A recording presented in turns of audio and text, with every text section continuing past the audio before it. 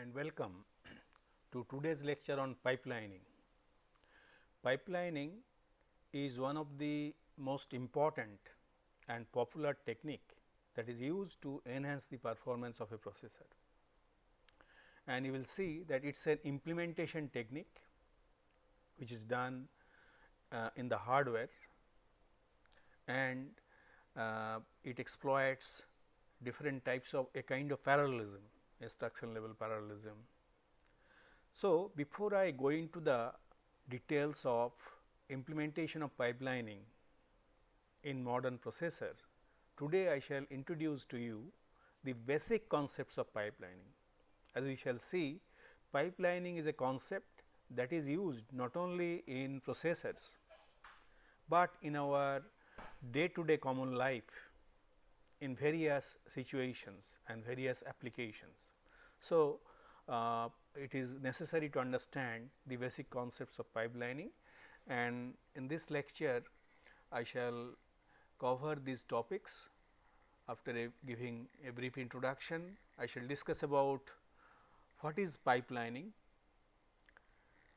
I shall define pipelining, and then I shall discuss about its implementation, how is it implemented, and whenever you implement pipelining, how the performance changes, and usually the performance is represented by two parameters, speed up and throughput.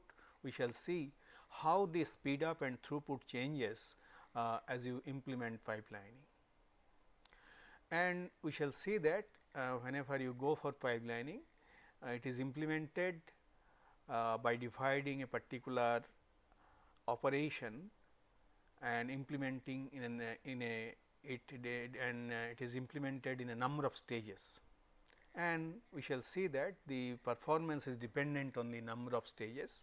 So, you have to identify an optimal number of stages that gives you good throughput and speed up based on cost performance. Then I shall discuss about two important pipelining, that is your fixed point multiplier pipelining and floating point adder pipelining, which are used in implementing pipelining arithmetic unit. That means, whenever you are performing a multiplication of fixed point numbers, and also as you know, multiplication takes longer time. So, it is pipelining is whenever it is implemented, it will improve the performance. Similarly, floating point addition is another very important operation where pipelining can be implemented to improve the speed of operation. Oh my God, a house is on fire. So, as it appears, the house is in a village where the fire brigade is not present, and fortunately, as we can see, there is a pond nearby. Let us see how this fire is doused by this person. So, obviously, what he will do,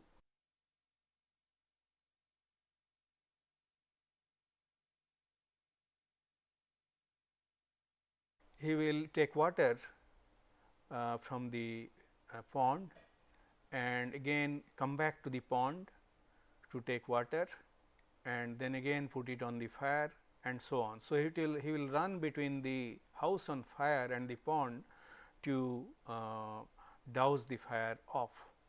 So, put the fire off.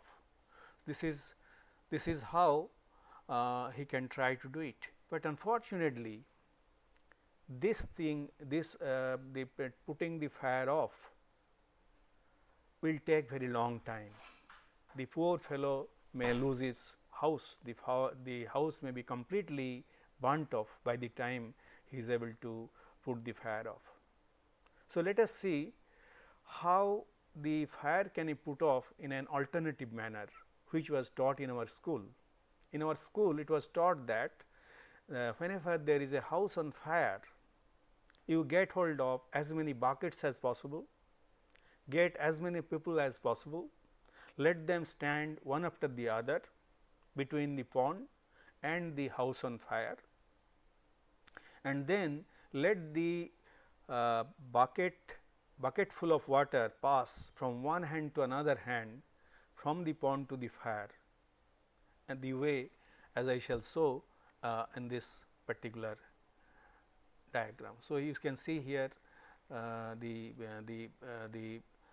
bucket full of water is moving from the pond, it has been passed on to the next person, and in the meantime the first person, the person who is near the pond again put another take another bucket full of water, and in this way as you can see bucket is moving from the pond to the fire, and you can see several bucket 1, 2, 3, 4 in this diagram and maybe 5. So, 5 buckets of water is moving from the pond to the fire in parallel simultaneously.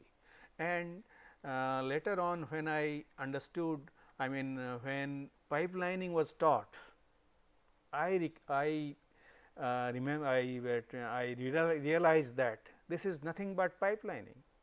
So, what was taught in our village school for putting the fire off is a technique, is a pipelining technique. So, this is one common example, of I mean pipelining in our day to day life. Now, let us see another example. So, here you see the 2 alternative ways in which an engineering college can run. Let us consider the first approach, in which admission take place only when a batch of student passes out from the institute, from the college. So, you can see the student is taken, he joins the first year course, then he moves to the second year course, then he goes to the third year course, then he goes to the fourth year course, and at the end of the fourth year as he passes out, then only another batch of student is taken. So, in this particular case as you can see, admission of student is taking place once in every 4 years. So, this is obviously not a very good way of doing it, and in this particular case as you can see the throughput, that is the number of students passing out per year, is only 1/4, because only one student, I mean in every 4 year one batch is passing out. So, throughput is 1/4. Obviously, this is not practiced in our colleges. So, in our colleges what is being done, student is admitted every year. So, you can see as the first batch of students moves to the second year, another batch of student is admitted, and at the second batch of student moves to the third year, and the second batch of students move to the second year, another third batch is taken, and the first batch moves to the third year to fourth year, second batch moves from second year to third year, and third batch moves to first year to second year, and a fourth batch is admitted. So, you can see at the end of fourth year, initially there is some delay, at the end of fourth year only first batch is coming out, but subsequently as you can see in the fifth year another batch is coming out, that means the second batch is coming out in the fifth year, third batch is coming out in the sixth year, and so on. So, if you whenever a college is running for a large number of years, you can ignore the first initial few years, and then you will see that the college is able to produce students I mean one batch per year. So, throughput is increasing from 1/4 to 1. So, this is also a technique for pipelining. So, we have seen 2 I mean applications of pipelining in our common life, day to day life. Now, let us see what is the basic concept behind pipelining. So, whenever you are asked define pipelining, you will say it is an implementation technique where multiple tasks are performed in an overlapped manner. So, what has been done essentially, multiple tasks have been carried out in an overlapped manner. So, if we go back to our previous diagram, we see that we are here the fourth batch of first batch who are in the fourth year is being taught simultaneously with the second batch of students who are in the third year.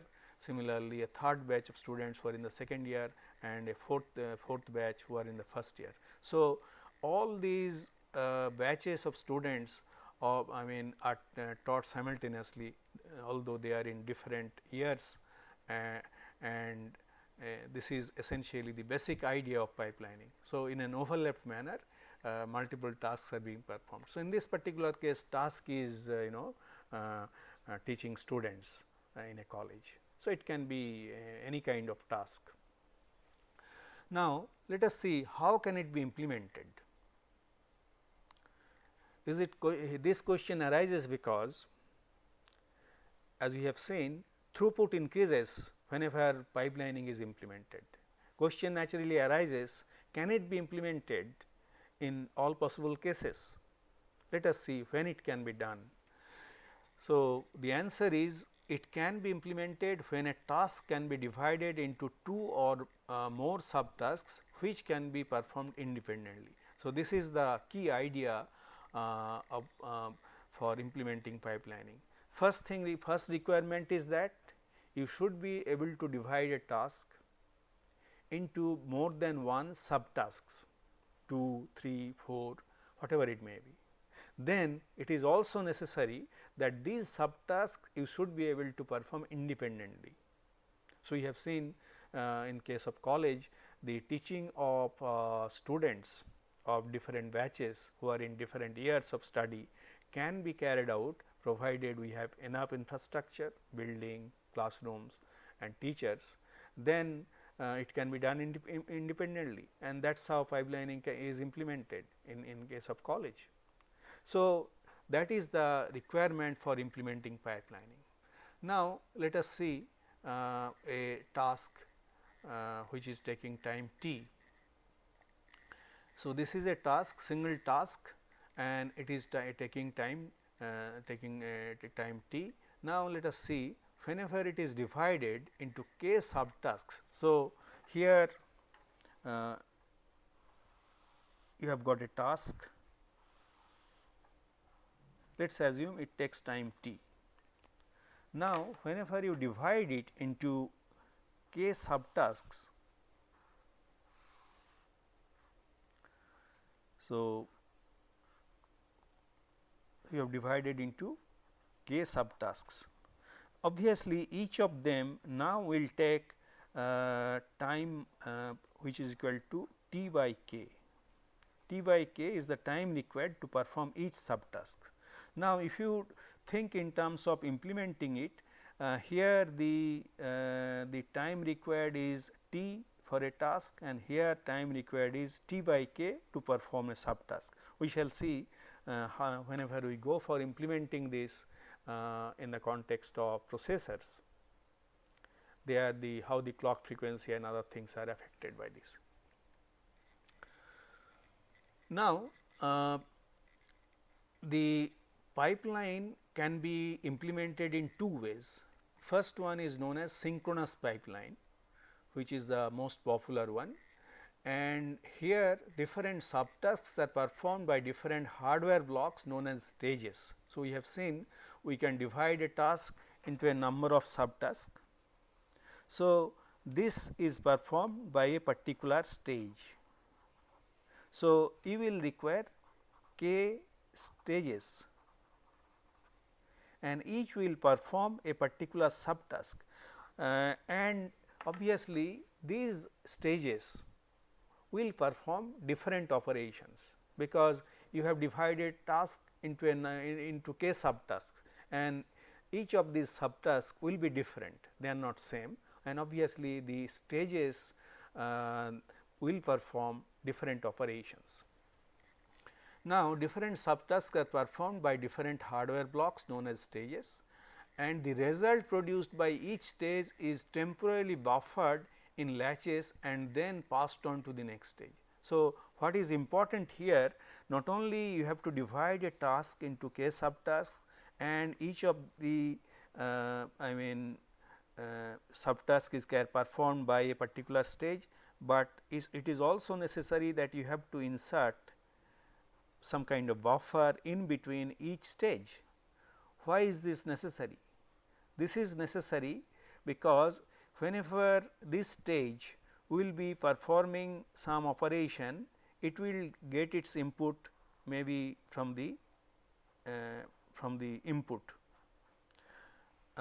and then when the result is produced, that has to be temporarily stored in this particular latch or buffer, and subsequently when another task is applied to it, this latch will provide input to the second stage. Similarly, the output produced by second stage will be buffered in this latch and which will provide input to the third stage. So, in this way the different stages will get their inputs from the latches. Only the first stage will get inputs from the primary input that is applied. So, and as you can see, you will also require a clock. This clock will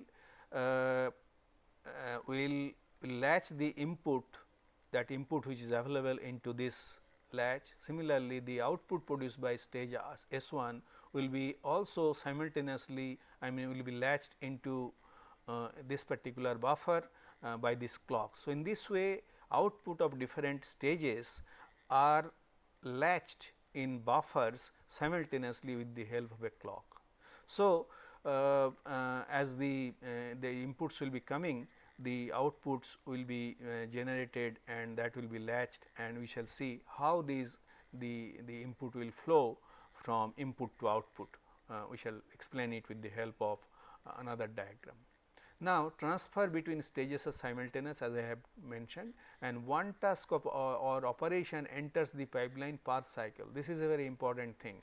See here, per clock cycle a new input is coming and which is getting you may say admitted into the pipeline, and you can see the clock is applied to different latches, different latches in between a pair of stages. So, here let us see the how the execution take place. So, you can see here in the first clock cycle the task T1 is entering the pipeline and entering the first stage of the pipeline. Then as we move to the second clock cycle, then the another task is entering the first stage, but in the meantime that output of the first stage has been latched in a buffer and which is being applied to the second stage. So, second stage and first stage both are performing computation, performing some operation, but they are performing operation on the data of different tasks. So, this is the stage stage 1 is performing operation on task inputs coming from task 2, and stage 2 is performing operation of that is already generated by the first stage, intermediate result produced by the first stage, that is buffered in between and in a latch, and essentially it is the data coming out from the task T1. So, in this way you can see as we move to the fourth clock cycle, all these stages are busy. The stage 4 is performing processing on data produced corresponding to task 1, then stage 2 stage 3 is performing operation on data that is coming from task 2, then the third task is being performed by stage 3, and stage 4 is performing the operation performing operation on task 4. So, you can see this is how the in a overlapped manner processing is taking place. And now, at the end of fourth clock cycle, here it has been assumed that it requires 4 stages. So, you can see 4 clock cycles are required before the first result comes out, then in every clock cycle a new output is being generated. Question naturally arises, we have defined synchronous pipeline. So, there must be an alternative technique that is known as asynchronous pipeline. So, in an asynchronous pipeline, transfers performed when individual stages are ready. So, here you see we are not providing a latch in between, but there is a kind of handshaking signal present between 2 stages. You can see there is a ready input and acknowledgement input. So, ready signal is coming as input to stage S1, and whenever it is ready to accept some new data, it will generate an acknowledgement signal, and then new input will be provided to stage S1. Similarly, stage 2 will receive that input from stage S1, and only when acknowledgement will be sent by stage 2 to stage 1. So, in this way you can see the data will be passed on from one stage to another stage with the help of handshaking signal in an asynchronous manner. There is no clock. Obviously, in this particular case the delay I mean the time required to perform operations of different stages can be different. In other words, that different amounts of delay may be experienced at different stages. So, in this particular case, say stage S1 may take say few 5 nanoseconds, stage 2 may take 10 nanosecond, and so on, variable time. So, and as a consequence what can happen, it can display variable throughput rate. On the other hand, in our previous case we have seen in case of synchronous pipeline that is not so. A common clock is used to move data from one stage to another stage, and as a consequence the throughput is fixed, determined by the clock rate, the rate at which output is produced, and also the delay that is being we assume that each stage takes same time. That means, the delay taken by different stages is same, there is no difference. However, I mean this cannot be achieved in practical situations. So, let us see, whenever the different stages, say here you have got stage S1 and here is another stage S2,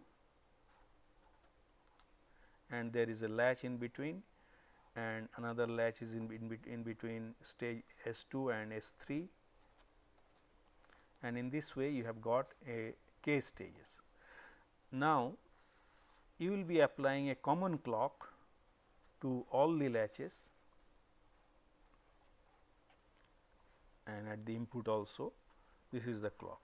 How do you decide the clock or rather identify the clock frequency? Actually, it is dependent on the cycle time or time required to perform the operations of different stages.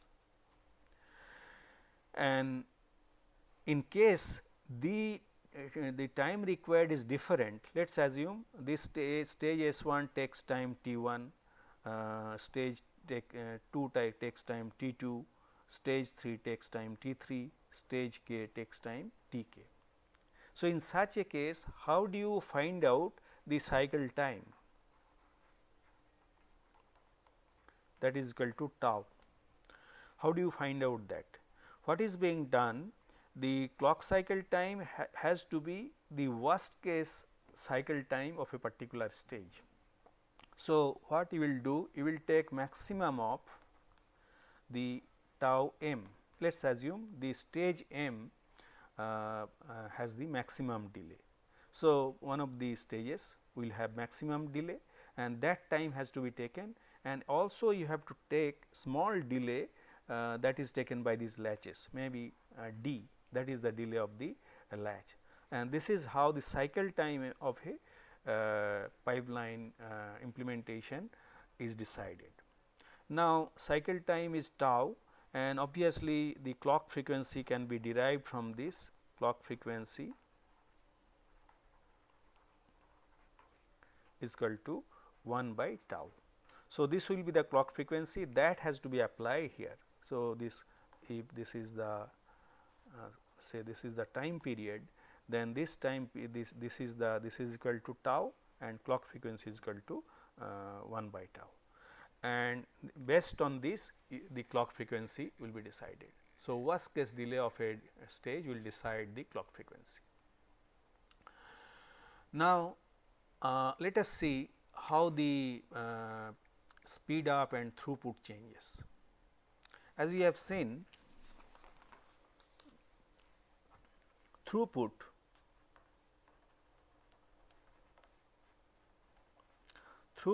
is the outputs produced per clock cycle, and that throughput will be equal to 1 in case of ideal situation. That means, when the pipeline is producing one output per clock cycle, and later on we shall see that there are I mean this will not be, I mean there will be situations where the output cannot be produced in each cycle, and because of problems known as hazards. So, later on we shall discuss about pipeline hazards. For the time being, let us assume we are dealing with ideal pipeline. Now, how do you compute the speed up? Speed up can be found out from the time taken. It will be the ratio of time taken by non-pipeline stage, non-pipeline implementation, and the speed up and the time taken by pipeline implementation.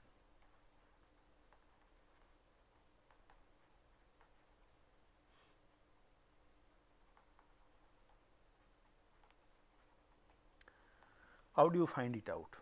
You have seen that you are dividing a task into k subtasks, 1 to k. Now, let's consider that each of these times are identical, same, and then the time required, that will be equal to n into k into tau, assuming that this is equal to tau, because to perform a task of where n is the number of tasks. Here we are not considering one task, time taken by pipeline implementation to perform n tasks. So, one task will take k tau time, and in a non-pipeline implementation, and n tasks will take n k tau time. The unit may be nanosecond, millisecond, whatever it may be. Now, what is the time taken? So, non-pipelined is non-pipelined implementation is taking time n k into tau. How much time will be required by pipeline implementation? First of all, in case of pipeline implementation, we find that the first task will require k into tau time, and the remaining tasks n minus k 1 tasks will produce in tau time. So, we can see that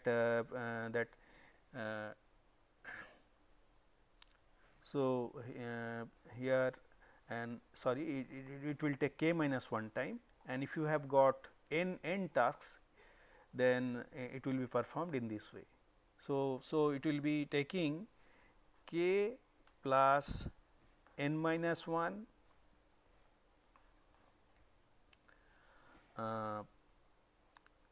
into tau, not this. Here it will be, so I made a mistake, here it will be k into tau plus n minus 1, n is capital or small, whatever it may be, into tau.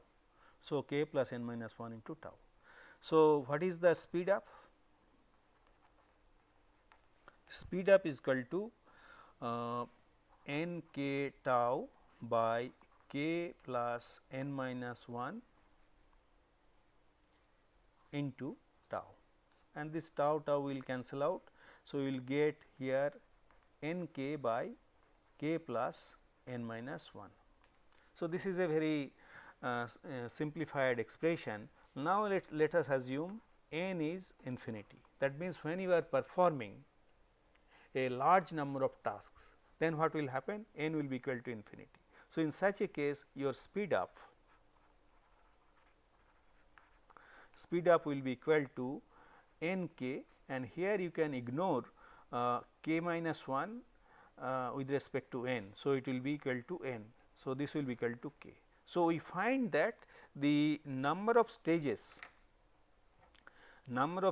that will be required is equal to k. I mean is equal to k, that is now the speed up is equal to k, and which is equal to number of stages. So, in other words, we are getting a speed up in ideal situation that is equal to number of stages. So, obviously, you will be tempted to use as many stages as possible, but unfortunately, later on we shall see it is not true, because the as the number of stages increases, overhead keeps on increasing. You have to put on buffers, and a point is reached when the you will not get any more speed up. So, the speed up will initially keep on increasing, but the curve will be somewhat like this. Say, if we plot speed up and here the value of k, you will find that initially it keeps on increasing, but then it will decrease. So, the point will reach when you will get an optimum speed up. So, that speed up will have always some optimum value. Another point that you have to remember, that is the memory bandwidth. We have seen that in case of non-pipeline processor, the rate at which data or instruction whatever may be is transferred is the rate is you can say that is k tau, that is the time required to perform a single operation. So, if it is a processor performing executing instruction, each at the interval of k tau one instruction is fetched from the memory, because CPU will be fetching the information from the memory, instructions from the memory, and for a non-pipeline processor the rate will be k tau, where k is the number of stages and tau is the time required per stage. So, this is the case in case of non-pipeline. On the other hand, in case of pipeline stages, you have to feed data at the rate of tau. That means, the input has to come at the rate of because the new input has to be provided to the processor at the rate of tau in each cycle of the clock cycle of the pipeline processor. Your input, new input will come. So, the bandwidth of the memory has also to be increased by a factor of S k, where S k is the speed up factor. That means, what I am trying to tell, not only the clock frequency of the processor will be k times that of a non-pipeline processor, the bandwidth of the memory is also that is required will be the S k times, that is the speed up times that of the non-pipeline processor. In other words, you will require a faster memory whenever you use it in the context of a pipeline processor. Now, what are the different types of pipelines that is possible? Historically, there are two different types of pipelines. One is known as arithmetic pipeline, another is instruction pipeline. So, in arithmetic pipeline, you perform different types of arithmetic operations like addition, subtraction, multiplication, division. It may be fixed point addition, subtraction, multiplication, division, or floating point addition, subtraction, multiplication, division. So, these operations can be performed by the arithmetic pipelines. On the other hand, in instruction pipeline, the instructions will be fetched from the memory and the instructions will be executed in different stages of pipeline. So, the ALU operations can be performed by arithmetic pipeline, and instruction processing can be performed I mean fetching, execution can be performed by instruction pipeline. Now, arithmetic pipelines like floating point multiplications are popular in general purpose computers, and question naturally arises when a pipelining can be used. We have seen that pipelining can be used whenever you are getting continuous input and producing continuous output. For a single task, it does not give you any benefit. The reason for that is, for a single task, time required to perform computation execution is more than that of a non-pipeline implementation. That means, only when large number of tasks are to be performed, then pipelining is suitable. And in case of arithmetic pipelines, we have seen this is not very common. We do not keep on performing addition or subtraction or multiplication continuously. So, whenever an arithmetic or addition operation is performed, that is performed, and maybe another addition will be performed after many clock cycles.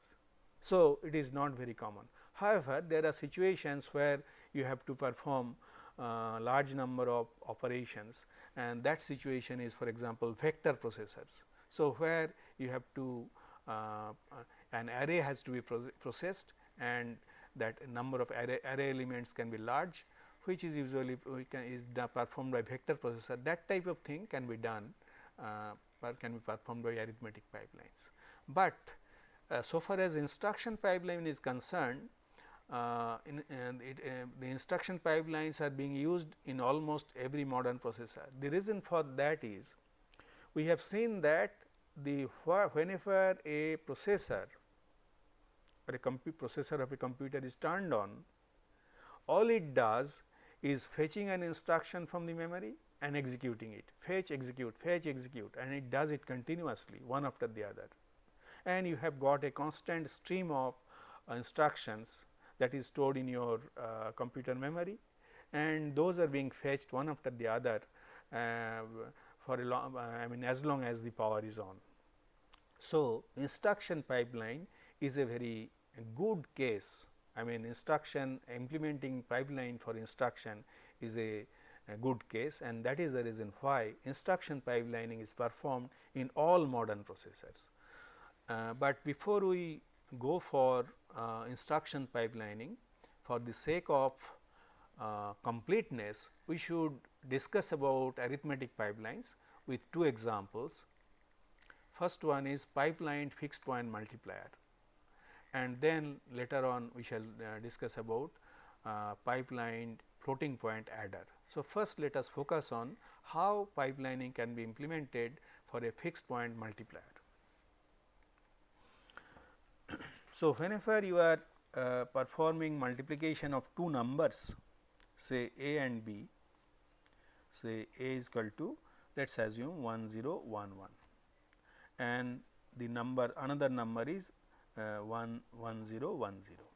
So, whenever you have to multiplier, what you do, whenever you do by hand computation, you first multiply 0 with this. So, you get 1 0 1 1, then you multiply 1 with this, you get 1 0, you multiply with 0, you will get 0 0 0 0.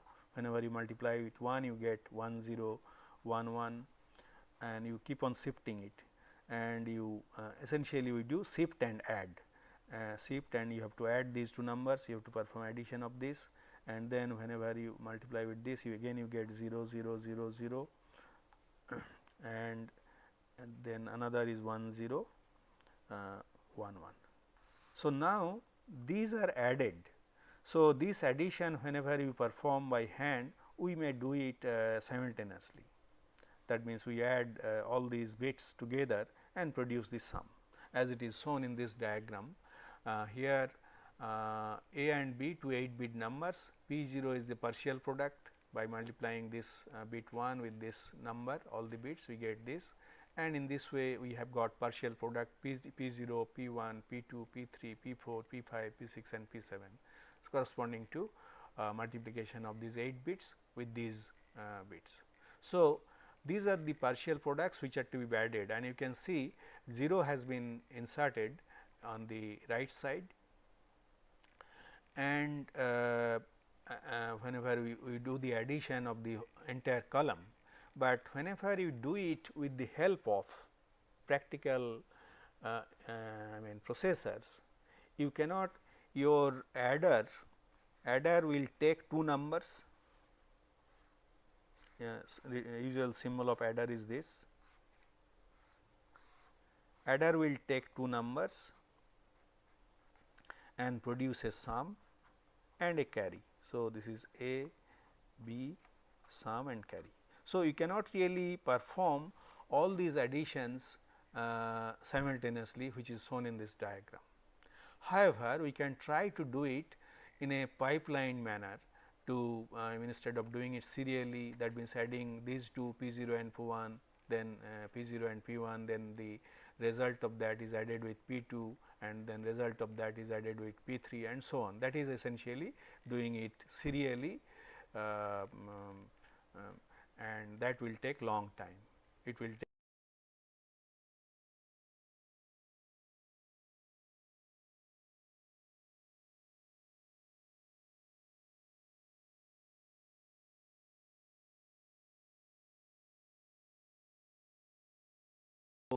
whenever we go for pipeline implementation, we can have two types of adders. You are familiar with full adder. A full adder takes 2-bit inputs, maybe AI, BI, and a carry C in, and it produces a carry outs C out and some bit SI. So, this is a full adder implementation. That means, it is adding 3 bits, one is carry coming from the previous stage and 2 bits and producing sum and carry. Now, you can realize two types of adder. One is known as ripple carry adder,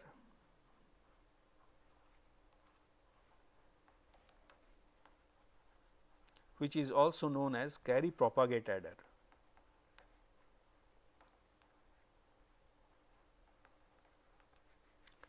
Carry propagate adder, that is CPA. How is it implemented?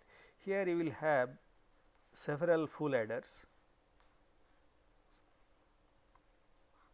If it is a 8-bit, you will have 8-bit full adder. So, here you will put A0, B0, then A1, B1, here you will put A7, B7, and this may be 0, and the carry coming out from this will come here, and S0 will get, you will get here, S1 you will get here, and S7 you will get. So, as you can see that this is the final carry that will be generated, C out, and the other carries are passing through from one stage to another, So, it ripples through, and you get, you can see, if this is a 8-bit number, 2 8-bit numbers, or say 2 n-bit numbers, produces n plus 1 bit output. So, this is the case for carry propagate adder. So, 2 n-bit number is input and output is n1 plus n plus 1 bit output. Now, there is another type of adder which you will require to implement the pipeline implementation, that is known as carry save adder.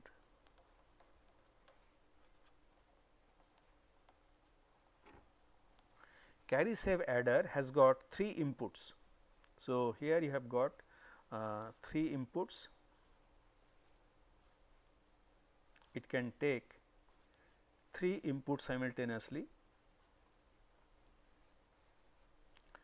and sorry, let me do here one bit, here another bit, here another bit. So, and what it does, it produces 2 n bit outputs. So, say it will take one input A, another input B, another input C, each of them may be n bit. each of them may be n bit, and it produces two outputs. One is sum, which is n plus 1 bit, and another is carry, which is also n plus 1 bit. How it is being done? Let me illustrate this with the help of three 4 bit numbers, say 1010, another is 0110, and third number is 1111. So, whenever you perform these three numbers, so this is A, this is B, and this is C.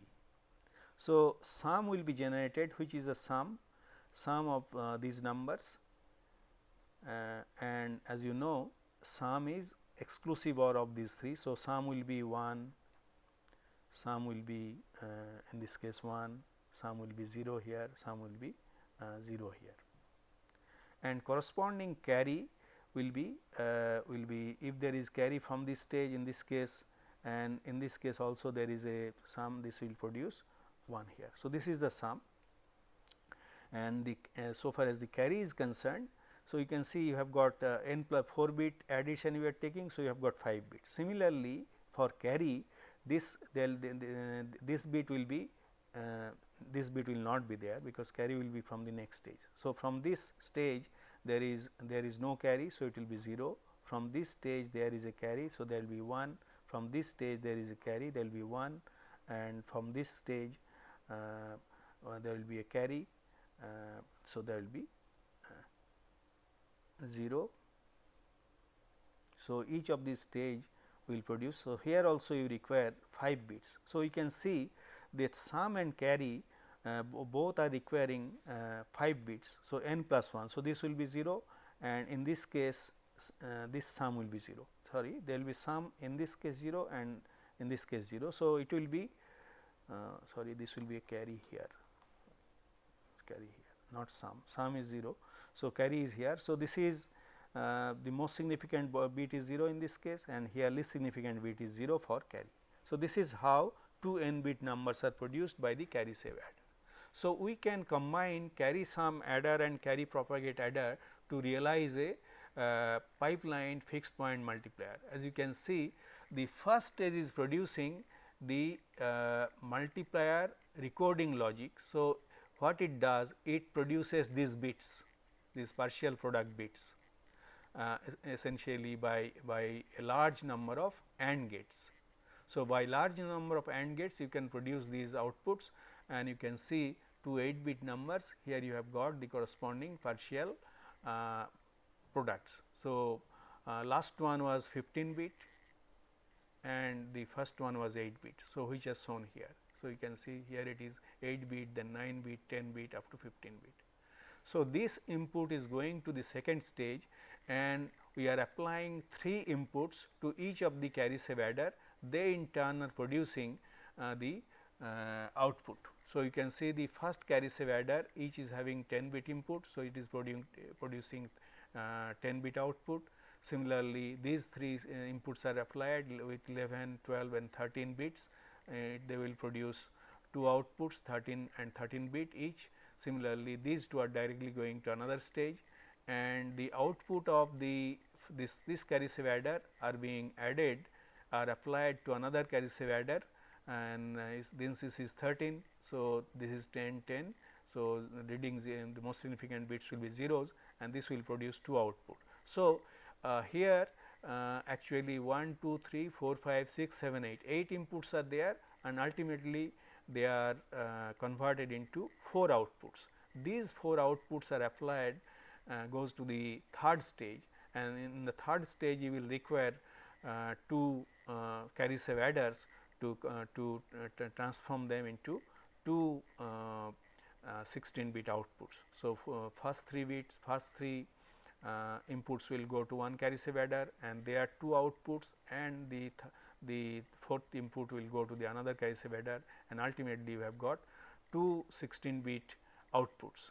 Now, these 2 16-bit outputs will go to a carry propagate adder, which is essentially a ripple carry adder, to produce a 16-bit sum, and actually a carry output will be also there, which is not shown. So, this is the this is the product 16 bit output product. Carry is not, because here we are interested in the product.